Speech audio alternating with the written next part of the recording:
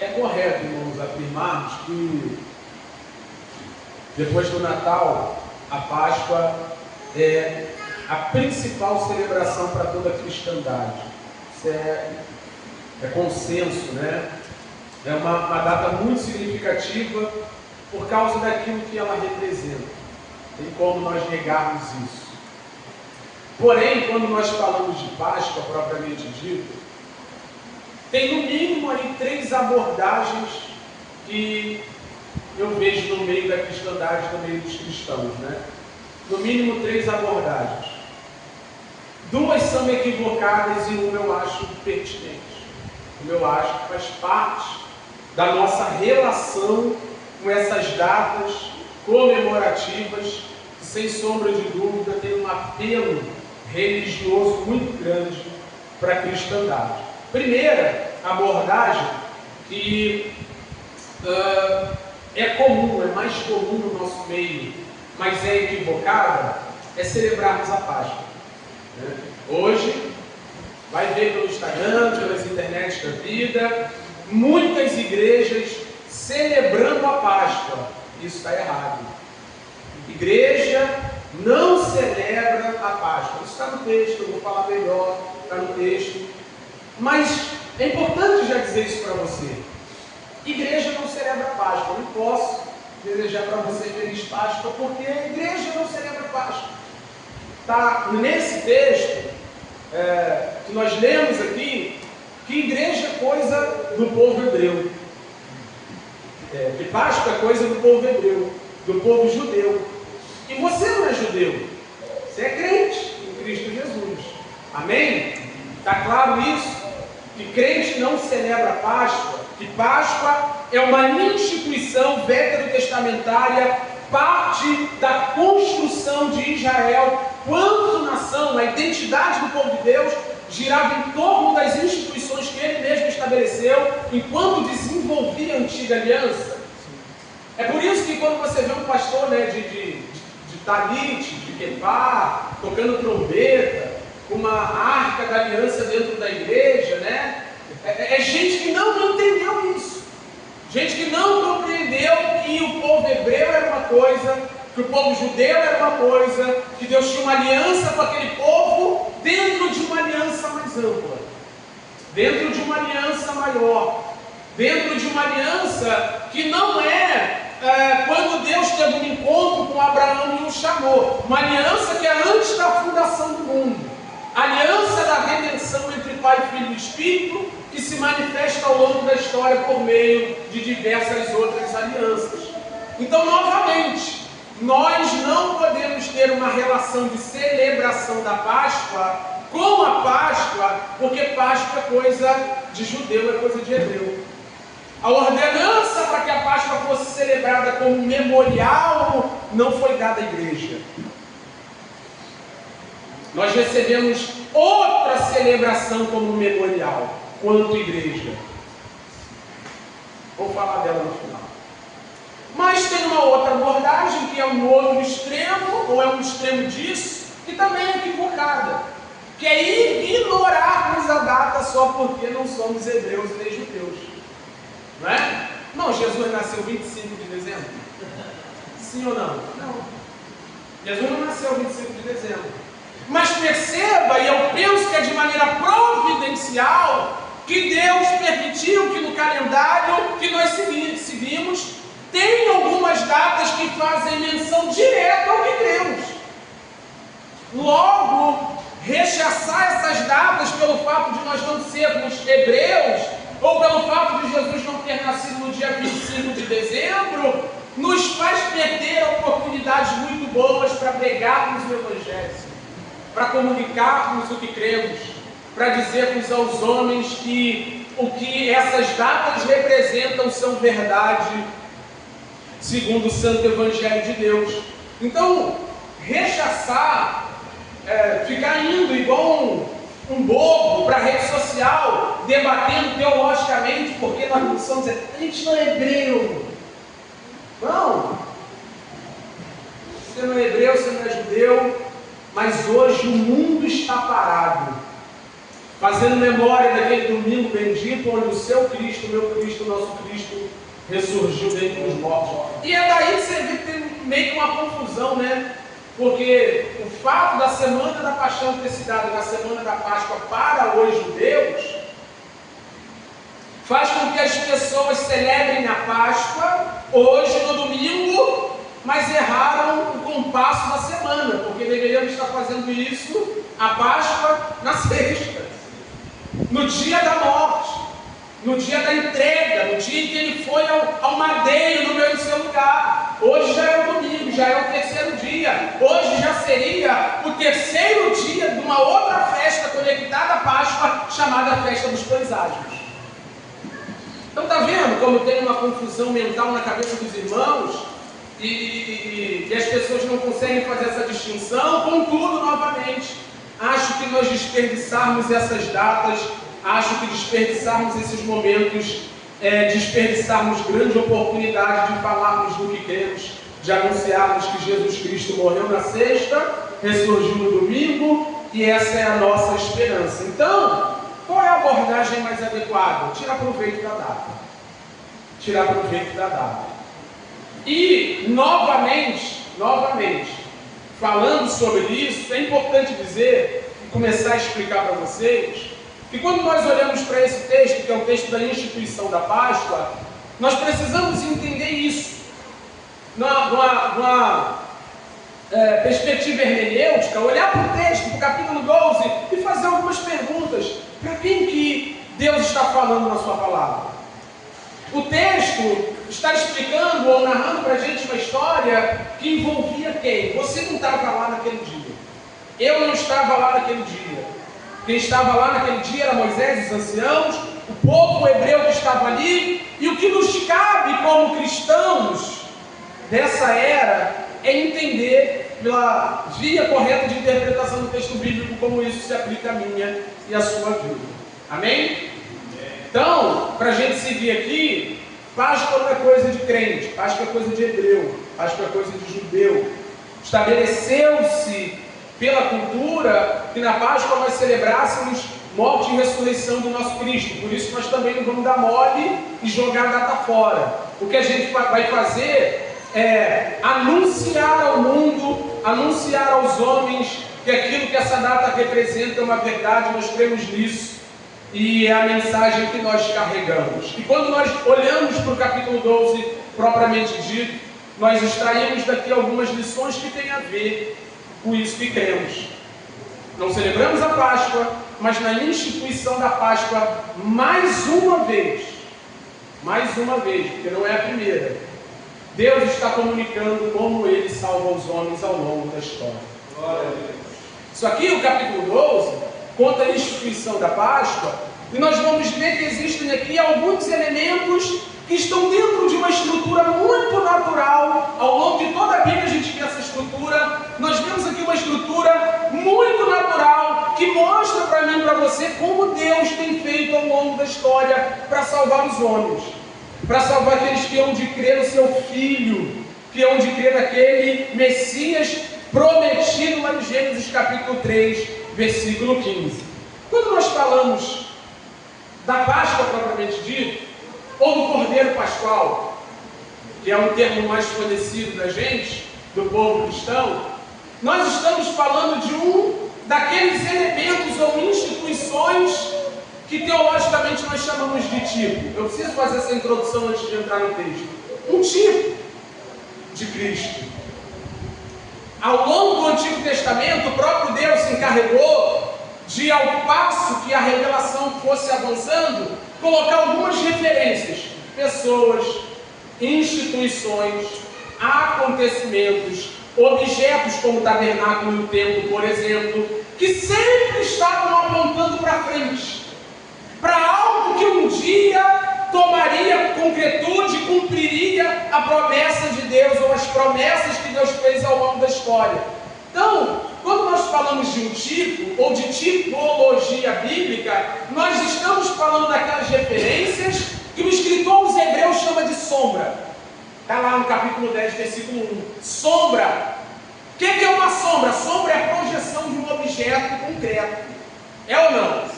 Se você estiver ali atrás daquela parede, agora nós estamos uma parede. Se estiver ali atrás daquela parede, tiver uma luz batendo da parede esquerda para lá, quem olha daqui vai ver só sombra. Vai ver sombra. E pela sombra você não consegue ver muita coisa. Pela sombra você não consegue ver com clareza detalhes. Você não consegue, pela sombra, ver exatamente o que a coisa é. Contudo, você sabe que tem um negócio lá. É ou não é? Quem nunca ficou com medo de sombra na madrugada da vida? Né? Descendo a escada no meio da madrugada para pegar uma água, quando vê, meu Deus, tem uma sombra lá. Quando tu vai ver a garrafa que tu deixou em cima da mesa. Mas você nunca se assustou com uma sombra de algo que não era tudo aquilo? Você nunca parou para pensar, meu Deus, o que está ali atrás? E quando você foi ver, era só uma vassoura encostada. Então, esses tipos do Antigo Testamento eram sombras que mostravam ao povo que tinha algo concreto. E o que é esse algo concreto? O Cristo de Deus. Então você olha para o Antigo Testamento e você vem vendo alguns tipos que iam olhando para frente, apontando para frente e dizendo que o concreto estava vindo aí. Que o concreto estava se aproximando. Por exemplo, o primeiro tipo bíblico de Cristo, quando nós olhamos na Escritura, é aquele animal que a Bíblia nem fala dele, mas ele está lá implicitamente, que é morto no lugar de Adão e Eva e de onde o próprio Deus tira a roupa para vestir os dois. Você nunca pensou nisso? Você nunca pensou que para Adão e Eva serem vestidos de pele de animal, um animal teve que morrer naquele dia? Você nunca pensou que naquele dia em que Adão e Eva desobedeceram ao Senhor, caíram do estado que estavam, para não serem fulminados naquele momento no ato, Deus matou outro no lugar deles, a saber, o animal de quem a pele foi tirada? Noé e sua arca, outro tipo de Cristo. Quem entrou na arca estava salvo, quem ficou de fora dela pereceu. Abraão, outro tipo de Cristo, representante de uma grande nação. Cristo é o representante de todos aqueles que hão de crer nele, um dia estarão diante do Senhor servindo eternamente. Moisés, outro tipo de Cristo, e ele mesmo profetiza em Deuteronômio dizendo: no meio de vocês se levantará um profeta semelhante a mim, a ele eu vi. A rocha no deserto. Eu amo essas coisas na Bíblia. Você consegue ver o Novo Testamento olhando para o Antigo Testamento e explicando para a gente o que é o que. E o escritor dos Hebreus diz que aquela rocha era Cristo. Jesus em forma de pedra, andando atrás do seu povo no deserto, servindo de bebedouro. Aquela rocha. O tabernáculo, o templo, e por aí vai. Davi. Tantos tipos de Cristo. E o que a Páscoa é senão mais um desses tipos? O que o Cordeiro Pascual é senão mais um desses tantos tipos? Então, quando nós olhamos para um texto como esse, a gente não precisa tocar chofar. A gente não precisa botar uma arca da aliança ali em cima. Está vendo que eu nem falei do coelho, né? O coelho passa mais longe do que... A Bíblia só fala de uma pessoa. Só aponta para uma pessoa. A Bíblia é centralizada em uma pessoa. A história da redenção é sobre uma pessoa. E essa pessoa é Jesus Cristo, nosso Senhor. Deus não salva os homens por nenhuma outra razão, senão pela fé no Cristo de Deus, em Jesus Cristo, nosso Senhor. A gente vai ver isso no texto, está aqui, está aqui. E antes que você fique se perguntando, meu Deus, mas Jesus nem está lá representado no título. Para que você seja salvo pela fé em Cristo, naquele tempo você cria no Cristo que haveria de vir representado na sombra. Então no Antigo Testamento as pessoas eram salvas do mesmo jeito do que no Novo. No Novo as pessoas creem no Cristo que já veio, que já morreu, já ressuscitou, que já se tornou o cumprimento das promessas, já se tornou o antítipo do tipo. No Antigo Testamento as pessoas criam naquele que haveria de vir, naquele que era representado na festa, naquele que era representado no Cordeiro, outro tipo maravilhoso de Cristo. Lembra do Abraão, quando sobe o monte, e aí o Isaac está lá, né? Isaac conhecia sacrifício, ele está olhando, tem faca para passar no pescoço do bicho. tem lenha para tacar fogo, está tudo aqui. Cadê o cordeiro? Cadê a vítima? E Abraão, crente. Hebreu crente. Não era hebreu só. Não era judeu só. Mas época não tinha judeu não. Isso vem depois. Só hebreu e crente. Deus proverá para si. Então está vendo como os homens do passado criam? Acreditavam, depositavam a sua fé na providência de Deus, de um cordeiro para si, de alguém, de algo que viria ao seu encontro para lhe salvar. Então pela fé, sempre foi pela fé. Veja, como é que o pessoal da época de Noé foi salvo pela fé? Essa arca é a salvação. Vocês querem entrar nela? Ao Espírito age no coração, produz a fé, e o que a fé faz? Faz o cara entrar. E aqui esse texto, na inscrição da Páscoa, tem 3 partes aqui. A primeira parte do capítulo, do versículo 1 ao versículo 11, é a parte onde Deus provoca a fé do crente. Nós vamos ler juntos aqui. Todas as vezes que você vê no Antigo Testamento Deus fazendo uma descrição de ordenanças ou de passos que o homem precisa cumprir para cumprir aquilo que Deus determinou para ele, é como se Deus dissesse para o homem: aqui está o meio pelo qual você vai mostrar se crê ou não. Vou voltar de novo para o exemplo da arca. Quem é da fé? A arca é essa aqui, e aqui tem salvação. E tem uma tirinha, né, dessas figurinhas de Instagram que eu amo, que diz que Noé pareceu um louco até que começou a chover. Pela fé, a arca está aqui. Vai entrar não? O cara da fé, que tem fé pelo Espírito de Deus, vai lá, não, vou entrar. Aí entra. Aí entra. Agora, quando nós olhamos para cá, versículo 1 a 11, você vê que Deus se encarrega disso também. Ele dá as instruções de como a Páscoa deveria ser. E novamente, é a maneira como nós materializamos a nossa fé. Versículo 1 em diante diz: o Senhor disse a Moisés e Arão na terra do Egito: este mês será para vocês o principal dos meses, será o primeiro do ano. Falem a toda a congregação de Israel, dizendo: no dia 10 deste mês, cada um tomará para si um cordeiro, segundo a casa de seus pais, um cordeiro para cada família. Olha quanta coisa detalhada, minuciosamente detalhada. Um cordeiro para cada família. Vocês vão pegar esse cordeiro no dia 10. O cordeiro tem que ser macho, de 1 ano, sem defeito. Se não der para uma família inteira comer o cordeiro, convide uma família do lado. Vocês guardarão o cordeiro até o 14º dia, já estou no versículo 6. Todo o ajuntamento da congregação de Israel matará o cordeiro no crepúsculo da tarde, ou seja, no pôr do sol. Tem hora para matar o cordeiro. Pegarão um pouco do sangue. Irmão, olha quanta instrução. Olha quanta instrução. Então Deus está dizendo aos homens o seguinte: a maneira como vocês manifestam fé verdadeira é executando o que eu estou dizendo.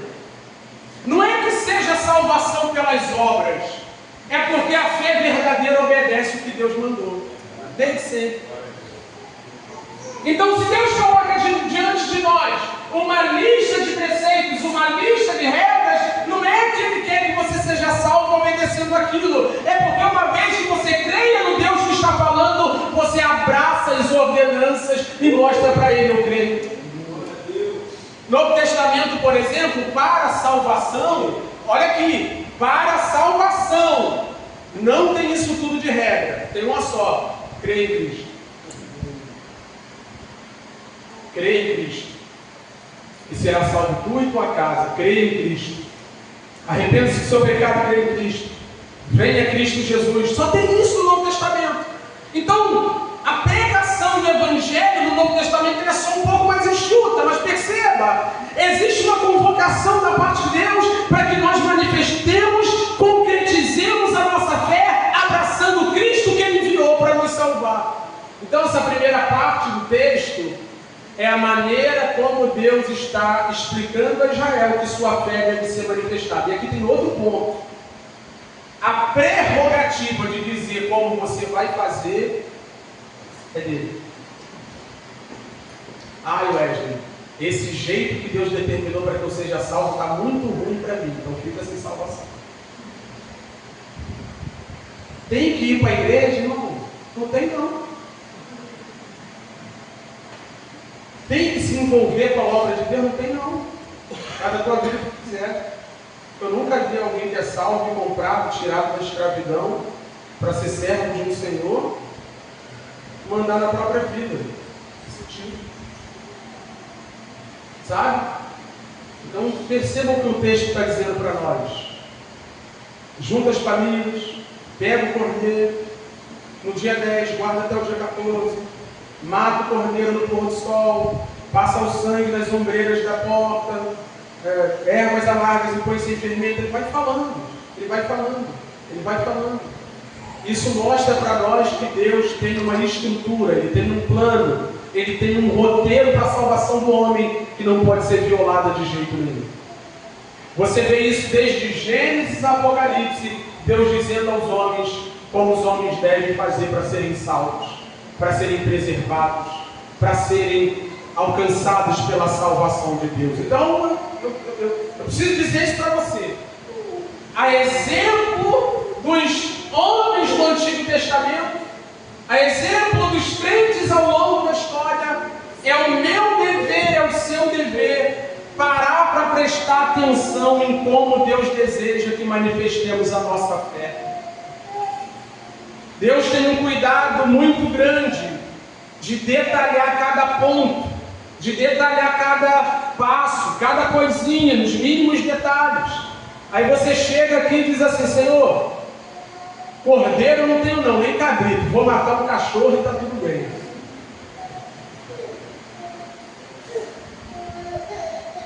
Ó Senhor, no pôr do sol para mim é um horário, sabe?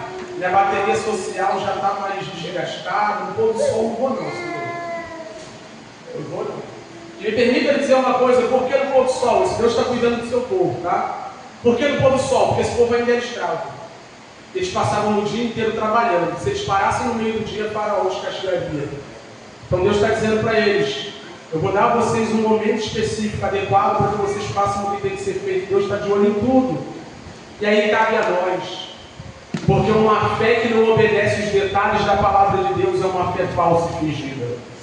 Só tem um jeito de nós mostrarmos que cremos nesse Deus que nos chamou para a salvação. É obedecendo cada detalhe, cada ponto dos seus preceitos, das suas requisições. Nós não temos o direito de matar um cachorro no lugar de um cordeiro.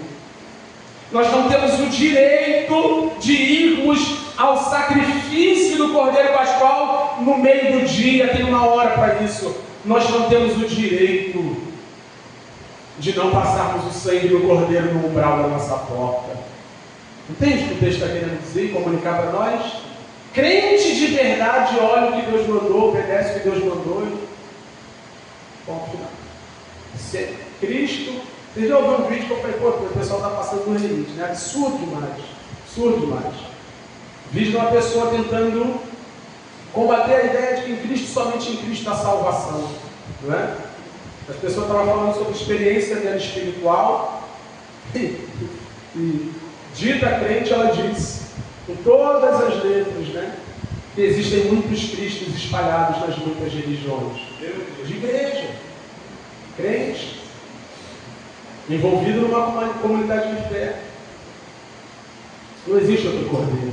O resto é cachorro, o resto é gato, o resto é galinha na encruzilhada. Só existe um cordeiro, só existe um Cristo, só existe uma forma, só existe um jeito, só existe uma receita, só existe uma prescrição, só existe uma maneira dos homens serem salvos, vindo a Cristo Jesus e obedecendo, crendo nele como Senhor e Salvador de suas vidas. Execute minha Páscoa segundo a minha vontade, diz o Senhor.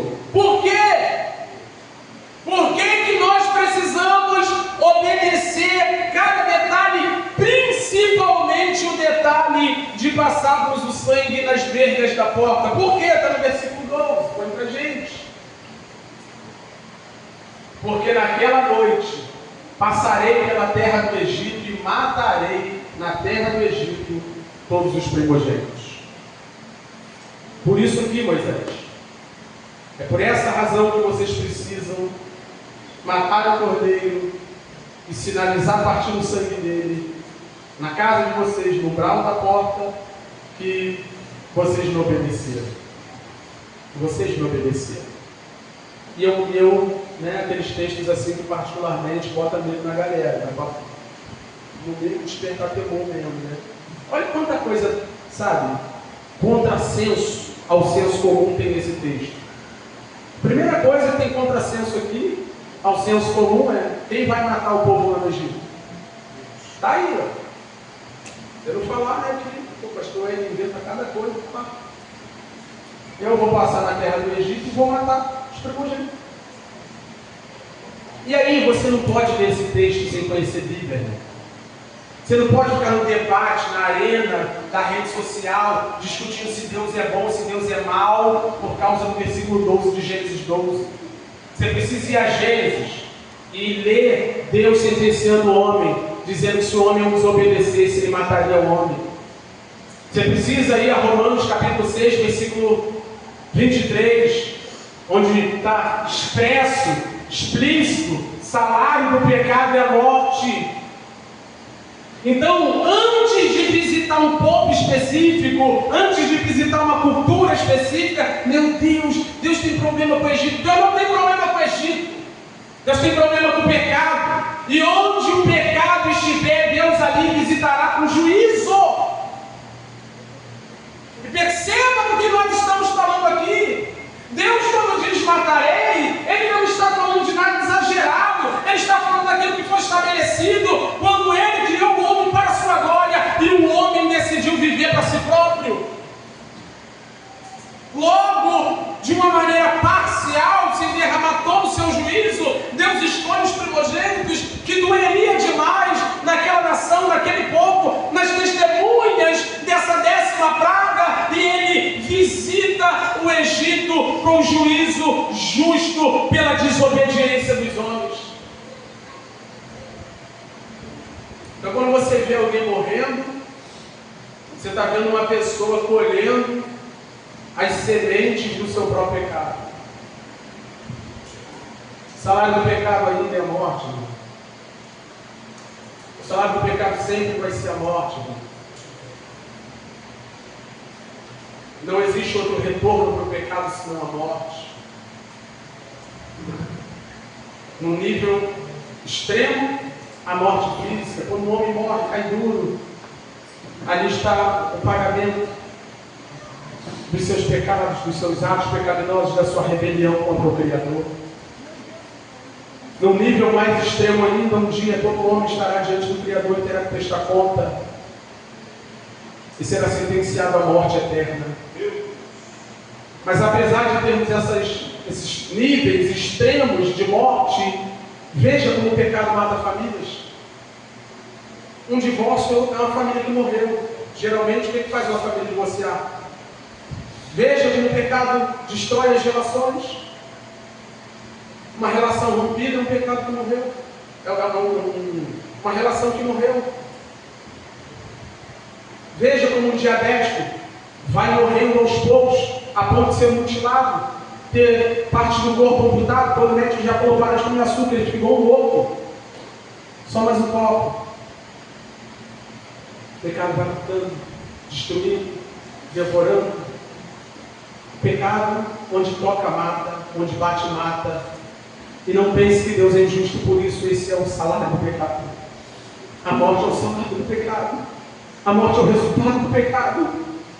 Mas Deus é tão gracioso, tão misericordioso, tão bondoso, que Ele providenciou um meio de preservar pecadores em vida. Falarei sobre isso já. Mas eu ainda quero explorar um pouco mais. Qual é o pecado que Deus está pagando ao povo do Egito aqui? Está no texto. Matarei na terra do Egito dos primogênitos, tanto pessoas como dos animais, e executarei juízos sobre todos os seus. Pecado flagrante no Egito, na cultura egípcia, politeísmo, idolatria profunda. Existiam muitos deuses ali que não eram Deus verdadeiro. Tem uma frase, né? Eu uso ela aqui de vez em quando, desde a primeira vez que preguei esse texto.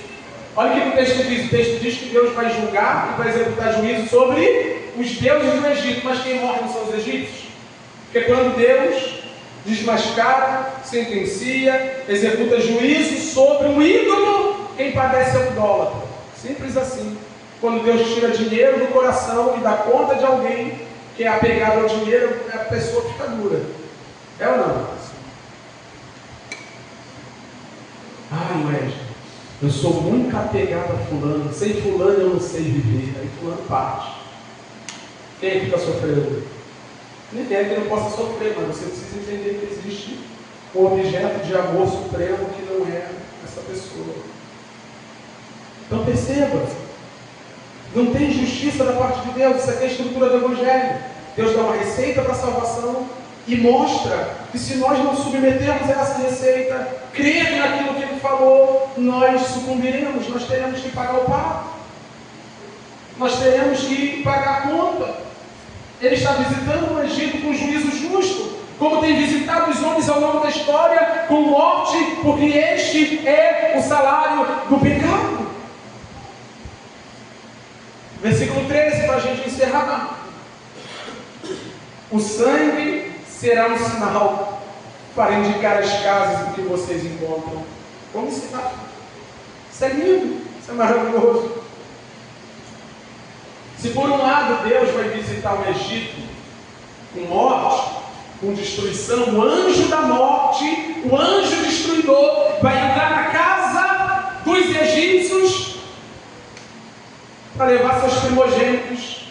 Por outro lado, o próprio Deus providenciou um meio pelo qual a casa dos hebreus seria protegida e preservada. E percebam o que está escrito no texto.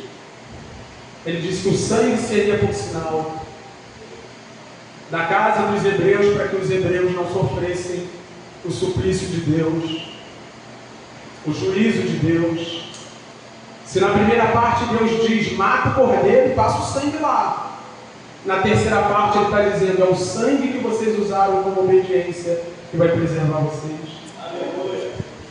Irmão, eu preciso dizer uma coisa para vocês aqui, que de repente vai falar assim, meu Deus do céu, meu Deus do céu. Sabe o que esse texto ensina para nós? Vamos fazer uma pergunta para ficar mais didático, né? Se não tivesse sangue na porta dos hebreus, Deus mataria os hebreus também? O que você acha? Sabe por quê? Porque hebreu também é pecador. Hebreu também peca. Hebreu também idolatra. Sabe qual é a maior prova disso? Saíram de dentro do Egito com ouro e prata. A primeira coisa que fizeram com ouro foi o quê? O bezerro de ouro. Você acha que aquele bezerro foi obra do acaso, assim, já dentro do coração deles no Egito não tinha idolatria?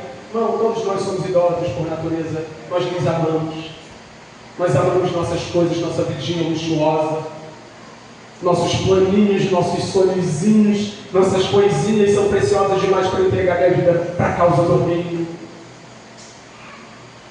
E só tem uma coisa que preserva a gente ruim igual nós: a morte de alguém, de um cordeiro no nosso lugar. E permita-lhe dizer uma coisa: nunca foi sobre ser hebreu, é sobre o sangue de alguém que morreu no nosso lugar.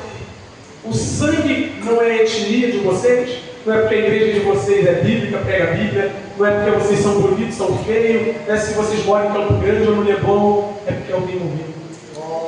Sempre tem que haver sangue envolvido quando Deus tem que executar o seu juízo e quando Deus tem que perdoar alguém. Nós estamos falando nesse final de semana sobre Cristo ter morrido no nosso lugar, mas para algumas pessoas isso não faz nenhum sentido. Não faz nenhum sentido porque você ainda não tem o que lidar com o Supremo Juiz. Você ainda está aqui comendo sua comidinha, vai lá na Nutella, uma colherzinha depois do almoço, aquele ar-condicionado gelado na cara, Netflix e bonitinho, sai para trabalhar no carrinho que Deus deu, aquela bênção todo dia.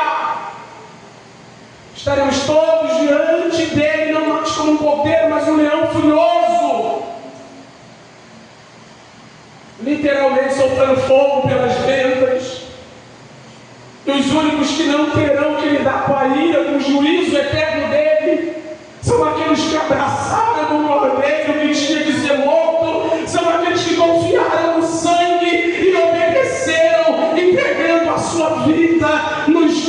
caminhos ou pelas ordenanças de Deus, somente esse povo vai ser preservado.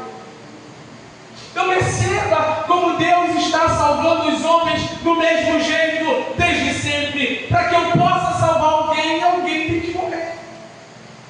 Para que eu possa preservar o pecador. E se não for assim, ele seria injusto.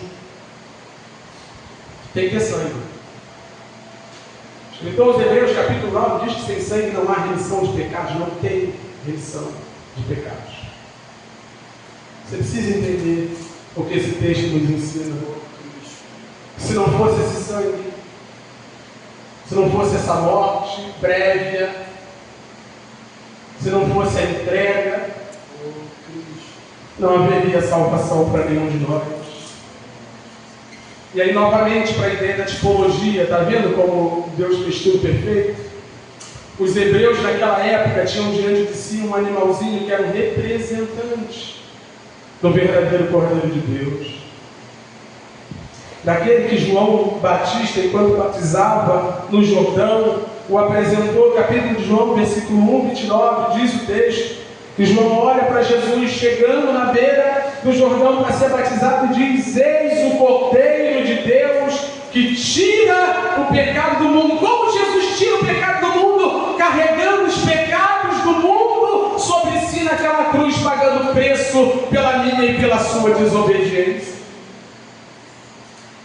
Então, aos hebreus que estavam no Egito, cumpram as minhas ordenanças, não para serem salvos, mas se salvos são. O salvo obedece o que Deus prescreveu. A fé verdadeira se manifesta quando nós abraçamos aquilo que Ele nos mandou. A fé verdadeira se manifesta quando nós pegamos o cordeiro de um ano, sem mancha, sem mácula, sem defeito, quando a gente corta o pescoço dele no crepúsculo da tarde, quando a gente queima tudo que sobrou, quando a gente obedece, a gente prova de que o Evangelho pregado entrou no nosso coração e faz sentido. Não, pensa aqui comigo, né? Pensa aqui, passa alguém lá na tua rua hoje, lá na tua rua, e diz assim: ó, carro do bicho vai passar hoje, carro do bicho vai passar hoje. Bota uma fitinha vermelha no portão, senão os caras vão entrar, né? Aí tu tá aqui, né, no centro de Campo Grande, RD Monte ali, 35 ali. Aí começa a olhar pra rua, pô, minha rua cheia de gente, vai estar na minha casa. Um montão de vizinho aqui. Não, aqui hoje em Campo Grande vai ter uma matança. Tu fica pensando: meu Deus, será que o rapaz está vindo por aí para matar isso tudo de gente? Aí tu começa a olhar pro teu vizinho, ó, o vizinho tá te olhando, tu olhando pro vizinho, e tu pergunta pra ele: vai botar?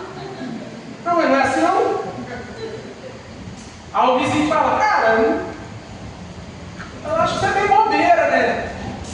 Aí fala assim: não faz muito sentido passar sangue de cordeiro no umbral da porta.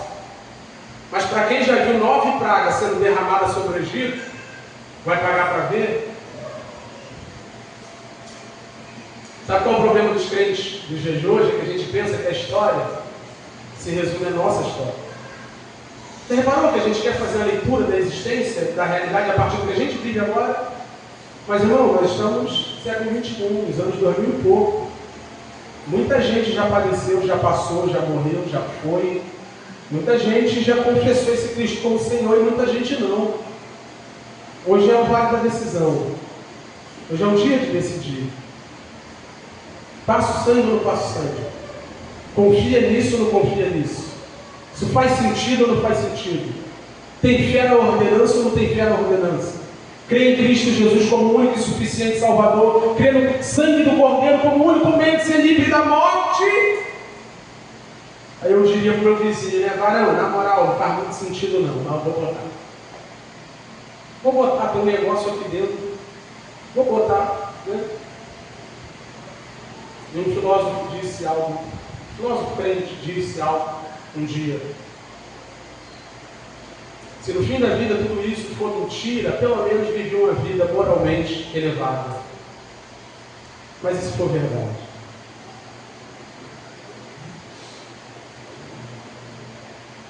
E se for verdade que o anjo da morte um dia vem? Já reparou que a gente fala muito sobre o Cristo da vida? Mas junto com Cristo da vida vem o anjo da morte. Juízo de Deus. Deus vai visitar os homens com seu juízo pleno, pagando os homens a recompensa pelos seus atos. A recompensa pelos seus atos.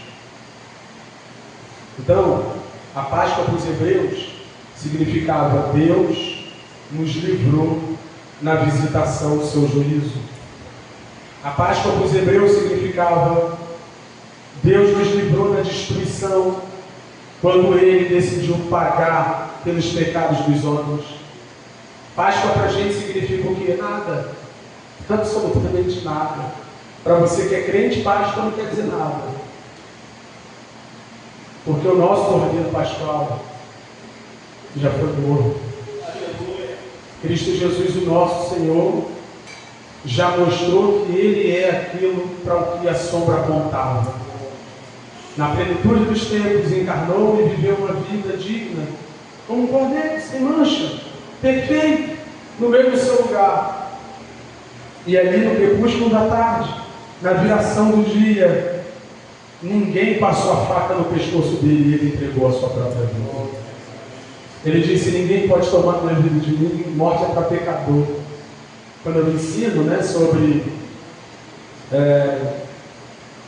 a doutrina do pecado na classe de novos membros, eu sempre digo que é mais bonito dizer que Cristo entregou a vida do que dizer que Cristo morreu. Morte é para pecador. Morte é para gente que está devendo. Morte é para gente que entregou a sua vida aos seus próprios desejos, às suas próprias vontades. Cristo entregou a sua vida não para si próprio, mas para o seu Pai. Diz o texto sagrado, 1 Coríntios capítulo 5, versículo 7, que nós devemos nos livrar do fermento velho. O contexto é um pecado na igreja de Corinto, para que nós sejamos massa nova, como de fato já somos, sem fermento, pois também Cristo, o nosso Cordeiro Pascal, foi sacrificado. 1 de Pedro, nos exortando à santidade, capítulo 1, versículo 18 e 19, ele diz: sabendo que não foi mediante coisas perecíveis como prata ou ouro que vocês foram resgatados da vida inútil que os seus pais lhes negaram, mas pelo precioso sangue de Cristo, como de um cordeiro sem defeito e sem mácula. Eu preciso dizer a vocês que não existe absolutamente salvação em lugar nenhum, senão dentro da casa do sangue. Está às portas. Ou confiamos no sangue de Cristo para a nossa salvação, ou o anjo da morte nos visitará. Hoje pode ser o dia da sua partida, mas esse nem é o pior. O pior é que o anjo da morte levará os homens ao lago de fogo. Mas o Cristo de Deus morreu de uma vez por todos. Eu quero ler um último texto de pé, pode ficar já de pé, que a gente vai ir para a ceia. Mas o texto que mostra como Cristo é o cumprimento de todos os sacrifícios do Antigo Testamento. Como Ele é o antítipo dos tipos. Sistema sacrificial, sacrifícios no templo, dia da expiação, tudo isso se cumpriu na pessoa de Jesus Cristo, nosso Senhor, nosso Cristo. Hebreus capítulo 10, a partir do versículo 1, ele diz o seguinte, pode botar para a gente ler? Vamos lá. Ora, visto que a lei é apenas uma sombra dos bens vindouros, está vendo o que eu estava explicando para vocês?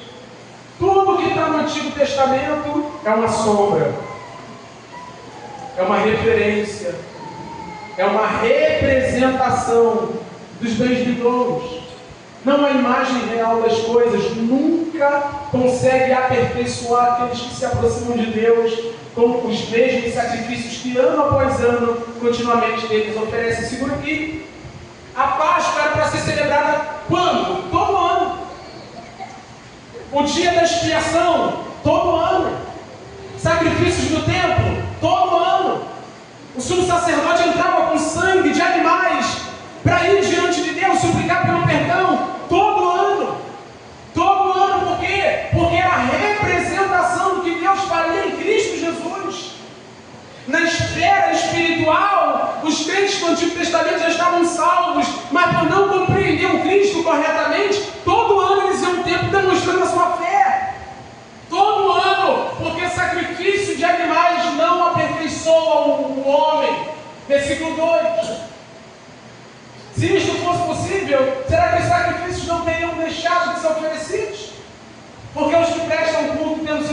justificados uma vez por todas, não mais teriam consciência de pecados. Não é que a gente não tem consciência de pecado em Cristo Jesus, mas tanto quanto consciência de pecado, nós temos consciência do perdão, da graça que nos alcançou e nos limpa, nos purifica pelo sangue de Cristo Jesus, nosso Senhor.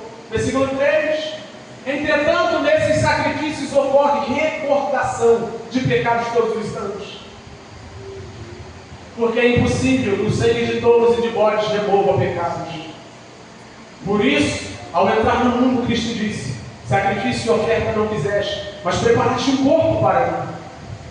Não te agradaste de holocaustos e ofertas pelo pecado. Então eu disse: eis, aqui estou.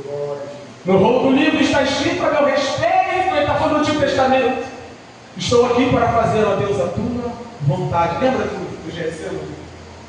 Aquela oração bendita: se possível, passa de mim esse cálice. Eu não quero ficar afastado do Senhor, eu quero perder o contato, a comunhão por causa dos pecados dos homens. Eu não quero, se possível, passa de mim o cálice. Todavia, seja feita a tua, e qual é a vontade de Deus? Depois de dizer, como acima, sacrifícios, ofertas, holocaustos e ofertas pelo pecado não quiseste, nem te agradaste, coisas que se oferecem segundo a lei. Num segundo momento acrescentou: eis aqui estou para fazer, ó Deus, a tua vontade. Ele remove o primeiro para estabelecer o segundo. Está falando da aliança, do testamento. Nessa vontade é que temos sido santificados, mediante a oferta do corpo de Jesus Cristo. É por isso que não há mais condenação. Bode morre, mas não volta para reivindicar seus direitos. Cordeiro morre, mas não volta para reivindicar seus direitos. Touro morre, galinha morre, cachorro morre, homem morre e não volta para reivindicar seus direitos. Só teve um. Aleluia. Que puro e santo, imaculado, sem culpa, sem ter violado a lei de Deus, não merecia absolutamente nenhum castigo porque não pecou, não merecia o juízo porque não foi transgressor da lei. Só teve um que entregou a sua vida de uma vez por todas. Sendo ele inocente, morreu no lugar dos culpados. Sendo ele inocente, morreu no lugar dos transgressores, dos pecadores. Sendo ele perfeito, morreu no lugar dos imperfeitos.